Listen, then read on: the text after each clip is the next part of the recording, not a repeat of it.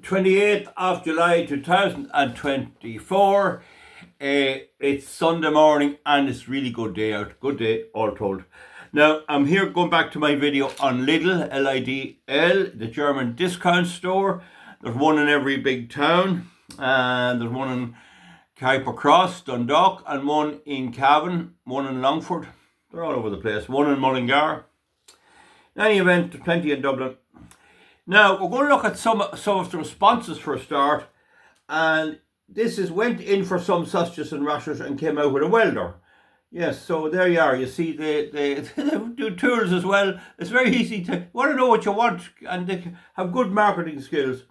Dunnes Stores, best of all. Now, I don't want to be partisan. I don't want to be critical of Lidl's totally, because it's possible that some people on very low incomes, and certainly a lot of the foreign people, particularly the Poles, and they would disagree. And it's cheaper. It is cheaper. I mean, you can get Kellogg's cornflakes in Lidl's, and they're Kellogg's. So yeah, but Dunnes Stores, certainly, I can tell you that on a Sunday morning in Dunnes Stores, in one big store, they put on 35 barbecue chickens. And by 12 o'clock or half 12, they have all sold. People buy the chicken for the Sunday dinner. And certainly Dunnes Stores, I think, is very good quality. But I don't want to belittle or take sides, because I'm sure there'll be bad experiences there. Anyway, my aunt went into Lidl last week and we haven't heard from her since. She's missing. Now, I have to say we can be cheerful about this, because there's no record of anyone ever getting totally lost and never been found again. I'd say she's turned up by now. Now, there's another contributor there who says a lot of these stores coming into town, did they do us any good at all? Are we any better off? I remember one time living in a town and there was a grocer shop and you never paid for anything. He kept a book.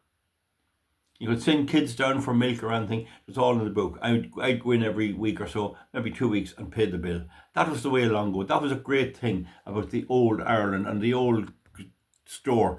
And my parents used to tell me that when you have a bill in a shop, you must keep shopping, because it was a sign of a no good person that they'd go and shop in another shop when they'd owe a bill in one and run up a bill in that one.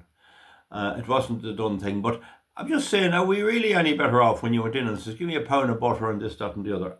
Well, we are faster, I suppose, about it.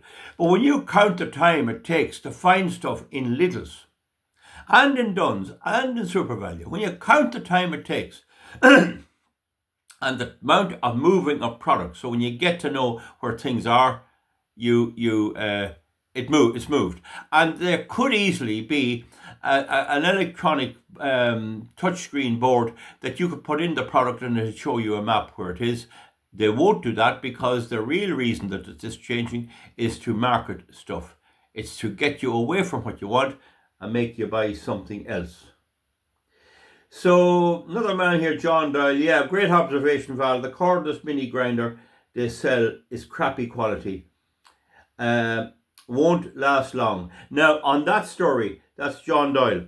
I do a lot of metalwork, and one of the disadvantages of, you do a lot of grinding, and one of the disadvantages of metalwork, I just retrieved this from the workshop, a shed at the back of the workshop, is that the little chips that come off it will go into your phone, and they destroy the magnets in the phone speakers and microphones. So it's a thing to try and watch, keep them away from, but the grit will go into your clothes and the phone will pick it up. And it jams up my computer and everything. Everything stops working from the sound perspective. Now, anyway, this is an angle grinder. And if you look on this angle grinder here, look, I can spin, see? I can spin that without without it going round. You can switch it on and hold this. Well, it wouldn't be too safe to do, but it'll go round. Now, what's wrong there is there's two bevel gears here, a right-angled gear, and they're not hardened. They're either not made of the right steel and are never hardened. They're not made of the right steel and were hardened and tempered, but there wasn't adequate carbon in the steel, or they were made of the right steel and they were never hardened and tempered. Whatever it is, that shouldn't happen. That's almost a brand new Well, no, it done a little bit of work, and the design is really good. There is a fault. Now, it's Ferrex is the make of it. Ferrex, and it doesn't say it's made in Germany. It could be German made in China. It says here that it's Ferrex, and it's Walter Württemberg Salzburg GmbH. That's like limited, isn't it? Company. So I don't know, but I can tell you that's substandard. Now, I have a little compressor that's for painting cars, and I use it to pump up tires, and it's a great job. I made a video on it before, and I've got long time out of it, and it gets hard wear. Some of the pumps, the little pumps to do on special offer, the little mini compressors for tires, some of them gave trouble. Some of them didn't work so well. But anyway, I digress. So we'll go on here now with the comments that are here. I'll just stop this for a moment. Now, at Neo Clara, I've shopped at Lidl since it opened in that loan, and they were about half the price of Tesco and Dunn's. They are cheaper, no doubt about that. Yeah, I often wonder how to get all that fruit so good. I wonder how's that done. Now, obviously, now food quality was good, but they offered many new foodstuffs. But the most obvious thing they bought into Ireland was cheap food. Well, is it good quality though? Their middle shelf with cheap tools was a major contributor to the building boom. Well, I don't accept that. No, sure, Woodies have all the real good things, DeWalt and what do you call them, Black & Decker. All those are China, but they're made to a certain standard. I wouldn't agree with that. Now, certainly you can get certain things in Woodies a lot cheaper than the shop, sometimes the half price. And for the ordinary lad tinkering about the do. And even this, it must be said, it went for a while. It did go for a while. But it's such a basic thing to harden the parts that I just get angry that they didn't do that, okay? The building boom put the cheap pools in the hands of the less well-off. They were... What is that, the building boom? Yes, it has improved DIY a bit, I would say. Yeah. They were welcome boom to the Irish, no question about it. Okay, I'm not knocking Lidl as such. It's like a day out. Well, this is the blooming problem. I nip down thinking I'm going to be out in a few minutes, and I'll get everything I want. Next thing, somebody will ask me, "Will you get a thing?" And I search, and I search, and I search, and I search. Now, I bought a 7-inch Wolf angle grinder in 1982 for €60 and still going strong. Cuts concrete and all. Well, in 62 you'd get a really good angle grinder for €80 in any shop. You'd get a good make. You wouldn't get a Makita now, but you get a Bosch or a Black & Decker, I'd say. So I'll leave it at that. Now, so then this fella says, 7 hours I was shopping. 7 hours Val moves slower than Sleepy Joe Biden. Another fella here says, Dave Green, supermarkets regularly move stuff around. The idea being if they leave everything in its positions, people will only buy what they actually want in the shop for it. Tesco's is really bad at it. Yeah, I'd say that's true. I'm not singling out Lidl's for that. I was going to say something about YouTube won't let me comment, deletes them all. I don't know how that is. Can you do it in a reply to something or something I write at the heading? Went in to buy a litre of milk and came out. Went in to buy a litre of milk and came out with an angle grinder. Lad, you sound like SS Irish Rovers lost in the fog. Keep out of the drinks section and put down the bottle of malt. Well, it would be a total and utter misconception of my drinking that I drink to anyway in excess. I haven't taken a drink. I often go a week. Went into town on Friday night and had just two glasses of Guinness and a whiskey. But I don't drink much. I don't, and in actual fact, I'm losing the taste for it a bit. So that's a misconception. What I tend to show is what the connoisseurs of whiskies are, what the good whiskies are. You won't find them in Lidl, let me tell you that. That's different to saying that I'm fond of the drink. People don't understand that. An alcoholic will drink Buckfast wine, all of it he can get, and cheap beer. That's not. I'm advertising. I'm recommending you drink less and drink really good quality. And why is it that in the off licenses, everywhere's full of old Eastern European beer. You won't get a bottle of Smithwick's on its own, and sometimes just to have it in the house, or if there's somebody coming, and go in and buy 2 bottles of Smithwick's for a treat, and that'll do. But you can't. It's all pills and all this old stuff, and queer names and everything else. What are they getting out of it? Why can't they provide Smithwick's, Miller, is it Miller Genuine Draft, they do the Guinness? Oh, why do they keep shunning the Irish-made drinks? Answer me that. You look at it. There's easily 82 varieties of beers, and there's for every one Irish, and there's easily half of them all Eastern European that nobody wants. And you can't get a bottle of Bass, and they're making Bass again, and Bass is the best English beer there is. So that's one for you. So he's on about the Irish Rover. In the year of our Lord 1806, we set sail from the Grand Cove of Cork. We were sailing away with a cargo of bricks. Anyway, you get that there. The Dubliners had a great piece on it.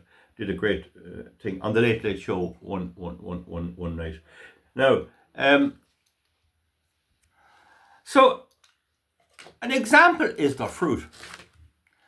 I bought this easily 10 days ago. I love melons, watermelons.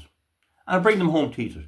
And I couldn't eat this. It was just so tough. Now, I kept a bit of it out in the shed, and it's all dirty. That's just because it's lying out. I wouldn't eat it. But it's still not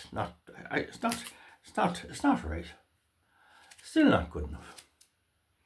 I won't eat it because it's lying out. It's barely now 10 days. I mean, the fruit, you need to keep it for 2 weeks.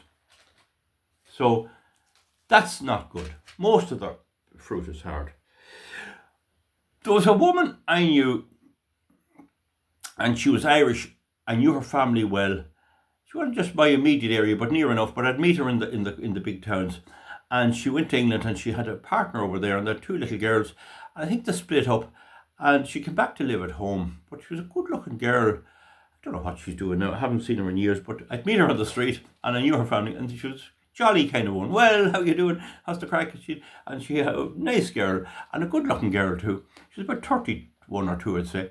And this day, anyway, she went into Lidl's, and she wanted to buy fruit, and she wanted pears.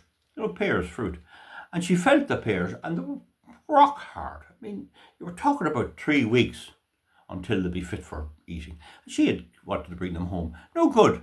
Why don't they ripen them if they're so smart? Anyway, she decided to abandon Lidl's and went into the local marketplace. And there was a stall holder there who was selling fruit. And he'd normally have very good fruit. So he had the stall, which was a lorry, an old lorry. And then there was a bit in front where he had the fruit. So the vegetables were here, and the fruit was down where you are. And she was wearing nice clothes, good well-dressed girl. And anyway, she went over to look around, and she bent down in front of him to feel the pears. And sure enough, and they were no better than Lidl's or anywhere else. And she gets up and she turns to him. Now this fella, he was a single lad. I think he was about 32 or 3. He was a character anyway. He was once caught selling poachine out of the stall. Something to be had. But anyway, he was there anyway. People were buying stuff and all that. And she gets up to him. She says, "Them pears is hard."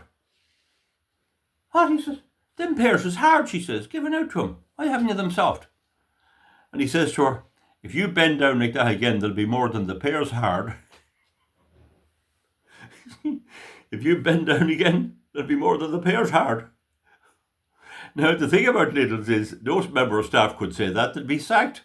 But the thing about free trade on the stall, you could have these bits of crack, bits of fun. Make what you like out of it. Right, Lidl's will be there. I don't want to see them gone, but I think the old way was the best. But sure, we have to move on. This is what we're told. We join the EU and we get all this stuff. Some people would swear by their food. Is there sausages that way? Where are they made? Now, I will say this.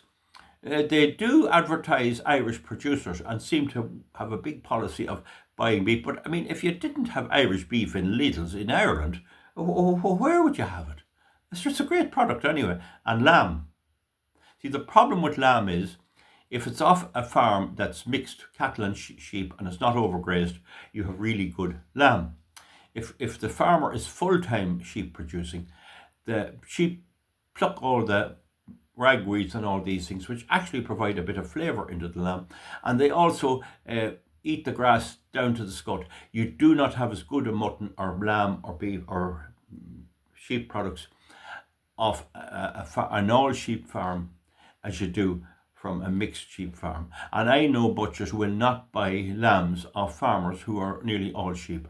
They won't buy them because they know over time they don't have that sweet taste that you get from the lamb produced on a mixed cattle sheep farm. So you have that. So we'll let you go on that now. So that, I'd imagine Lidl's would buy it from anywhere. I'm only telling you about that. So look, we have to eat, and we're lucky in Ireland. When Poles came here after the collapse of the Soviet Union and all of that, they came here about 1999, 2002, 2004, and I had some of them, and I worked with some of them, and I knew some of them. Some of them are and still are my friends. They would tell you the one thing that struck them when they came in and saw the supermarkets full of food. They couldn't understand it. And yet people try to tell me that communism is the right way. And they tell you this up to your face. And then we have capitalism and we have plenty of food in all types of, plenty of choice. And yet they tell us, oh no, that's not right. No, you need the Soviet Union. They'd give you vegetables, all right. This is the thing we have to listen. This is why I rail against this. Anyway, I also Lidl sponsor the ladies' football team. And that has to be said. And the young women of Ireland in the last 15 years have the option of playing ladies' GAA football. Now, they always played camogie, which is hurling, but this is football. And it's big. It's a big thing in rural area, a big thing everywhere for young girls. They love it. They love it. And of course, Lidl's is sponsoring them, you see. And that means that when they go on maybe and grow up and have families and things, where will they come shopping? That's the idea. So anyway, there is that benefit. They do put a bit back into the GAA. That's a clever thing, and I have no criticism of that at all. But anyway, make what you like of it. That's me done with Lidl's. Allow plenty of time. If you like hunting and searching, that's all right. But I prefer to just go in and go over and get me product and have it in a place where it'll be there when you come back next week. But that doesn't seem to be an option. And then, of course, I make my decisions based on that. But anyway, you bend down like that again, it'll be more than the pear's hard. Give me a thumbs up or a thumbs down. Good luck.